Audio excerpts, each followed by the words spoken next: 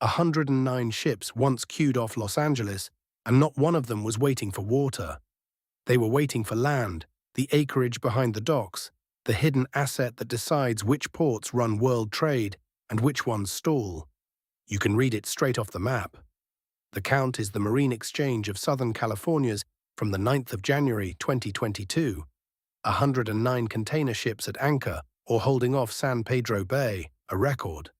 And the Port of Los Angeles had already told the California state legislature why. Not the berths, not the cranes. The land behind its docks was 90% full.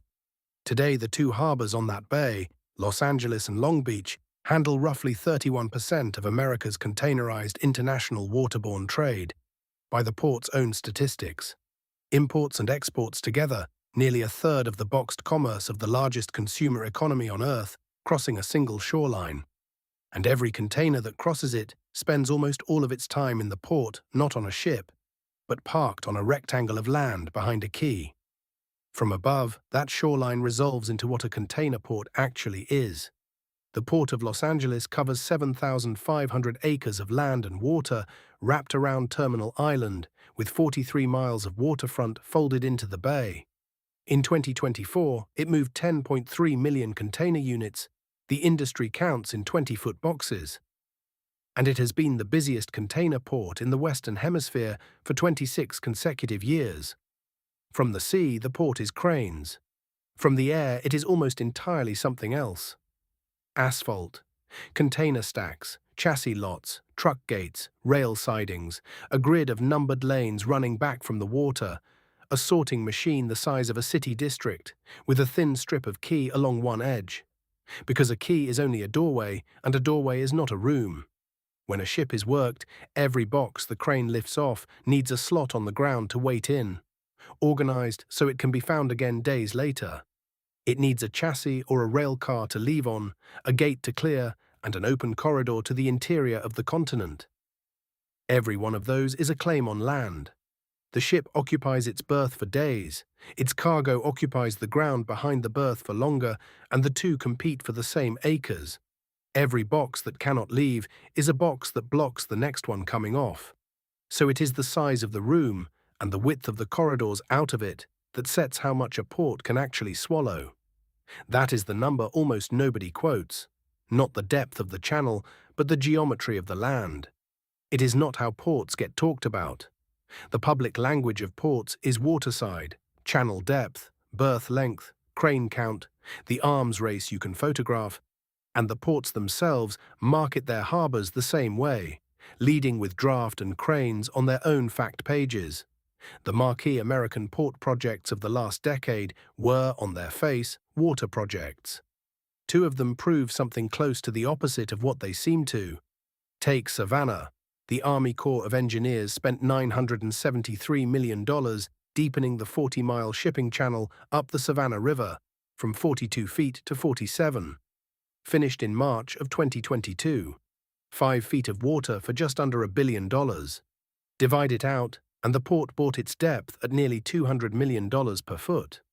Or New York. The Port Authority of New York and New Jersey spent $1.7 billion raising the roadway of the Bayonne Bridge over the Kilvan Coulee, the tidal strait that leads to the terminals at Newark and Elizabeth. Navigational clearance lifted from 151 feet to 215, so the newest class of giant ships could pass beneath it. It was finished in 2019. New York's constraint was not even in the water. It was 64 feet of missing air.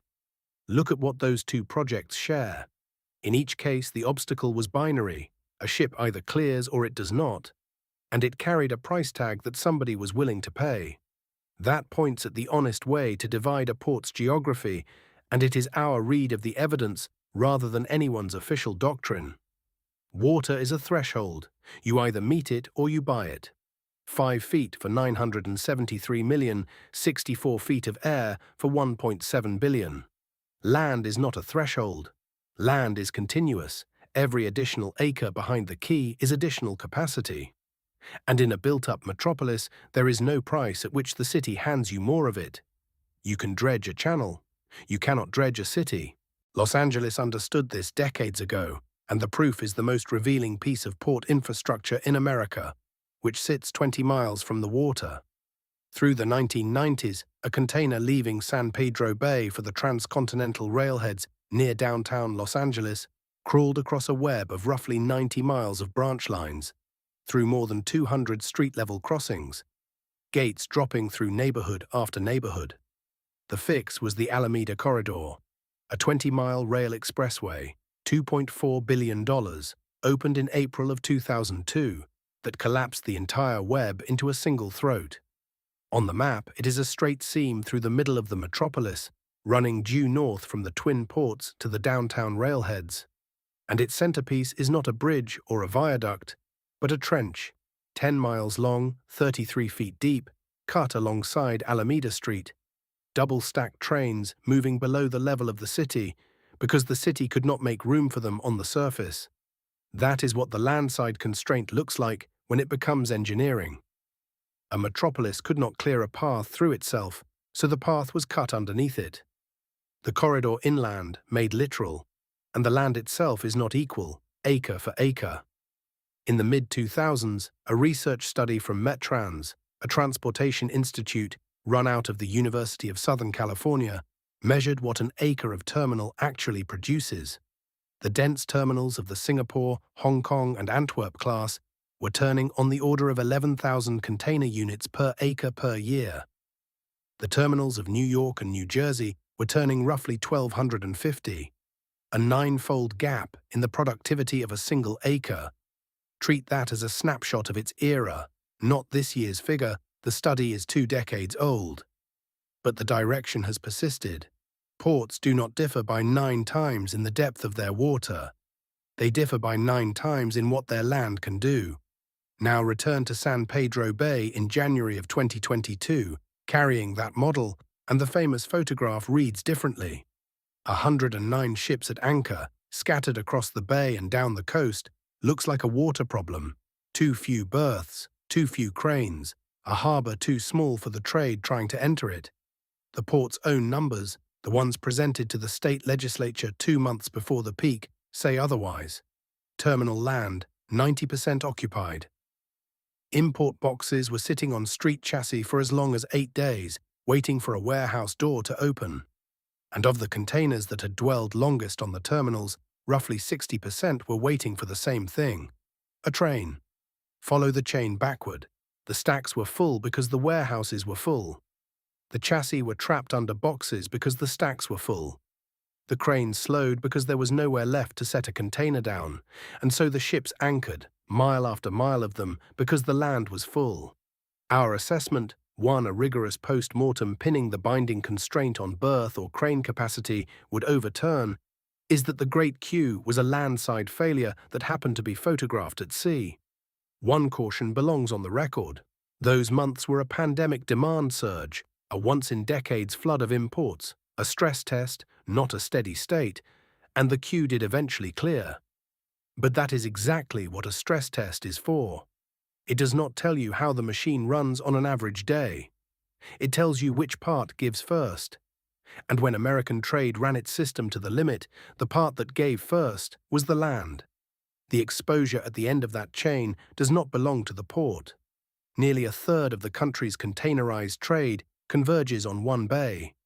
The bay converges on a few thousand acres of yards, and the highest capacity rail path out of those yards is the one corridor the region spent $2.4 billion to cut. The dependency runs from retail shelves across the interior, back down a handful of rail corridors to a few specific rectangles of coastal ground. And when those rectangles jam, there is no parallel port waiting with the same geometry behind it. The nearest comparable landside machine sits on the other side of the continent, facing a different ocean. The queue at sea was the proof, and the delay it created moved inland, container by container, to everyone downstream. Read the winners of the container age in that light. The ports that dominate were not chosen by their harbours. They were chosen by what sat behind them. Start with Savannah, because the deep channel was only half of that story. Upriver from the Atlantic, on the bank of the Savannah River, at a place called Garden City, sits the largest single container terminal in North America. 1,345 acres in one contiguous, uninterrupted piece, behind 9,693 feet of berth. Savannah's water, remember, had to be bought 5 feet at a time. What could not be bought anywhere else on the coast is the shape of that land, a single unbroken block where a container rolls from the ship's side to a stack to a train without ever crossing a public road. And at the back of the terminal, another $220 million fused the railroad directly into the yard. The Mason Mega Rail Terminal, 18 working tracks, able to build 6 trains of 10,000 feet each at the same time. The largest on-dock rail facility on the continent, roughly doubling the port's rail capacity to 2 million container units a year, fanning out toward Memphis and Chicago. Savannah is not a harbor that happens to have land. It is a land machine with a river attached. Now go to the opposite extreme of the same rule. Prince Rupert, on the north coast of British Columbia, is a town of around 12,000 people. No metropolis, no local market to speak of. By the consumer logic of port siting, it should barely register.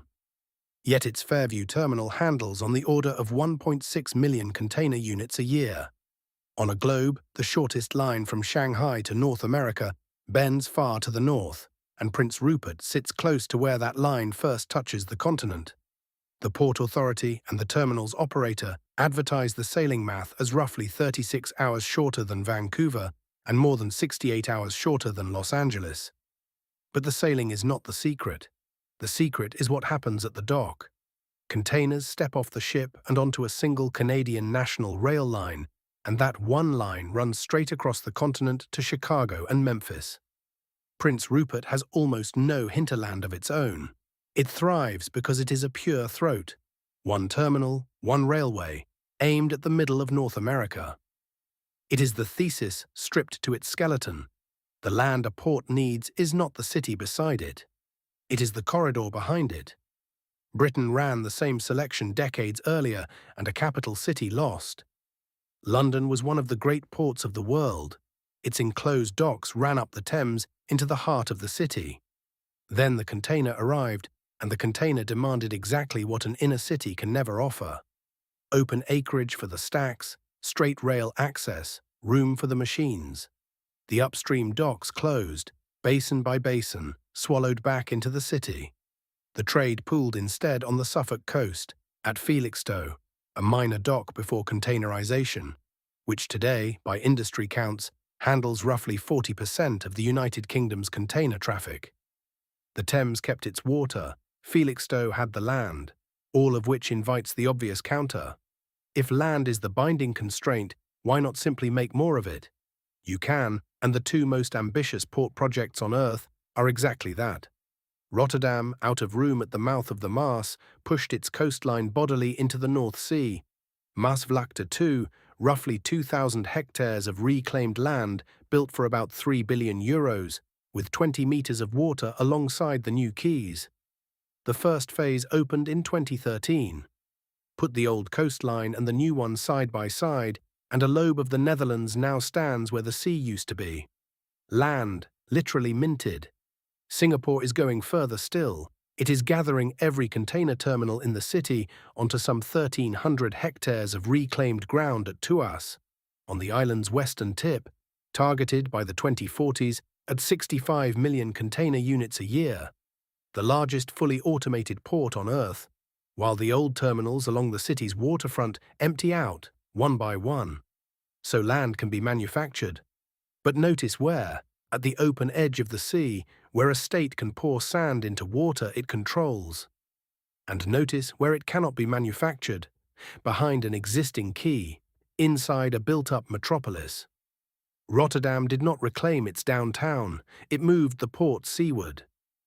Singapore is not densifying its old city terminals, it is abandoning them. When the land behind a quay runs out, the engineering answer is not to fix the geometry, it is to leave it. That gives you a sharper way to read every port announcement. A deeper channel, a taller bridge. That is a threshold being purchased, necessary, priced, and available to any competitor with a dredge. It changes which ships can arrive. It does not change what the port can do with them once they have. The announcements that actually move the rankings are the boring ones. Acres of paved yard, an on-dock railhead, a grade-separated corridor to the interior. If you want to know which ports will matter in 20 years, set the cranes aside and put 3 measurements on the map. The contiguous acreage behind the quay, whether the railway reaches the stacks, and the width of the throat, in tracks and lanes, connecting that ground to the continent behind it. There is one development that would genuinely weaken this frame. If automation becomes cheap and ordinary, if an old, hemmed-in terminal in Los Angeles or Newark can be taught to produce what Singapore's acres produce, then acreage stops binding and the map redraws around machines instead of ground. That test is already running at Tuas. Until it resolves, the rule the container age has enforced everywhere from the Thames to San Pedro Bay still stands. Ships are fast, cranes are photogenic. Neither of them decides anything. The deciding asset is flat, grey, and measured in acres. Watch the acreage in the annual reports, not the cranes in the photographs. And the next time the ships stack up at sea, the explanation will not be on the water. It will be on the land.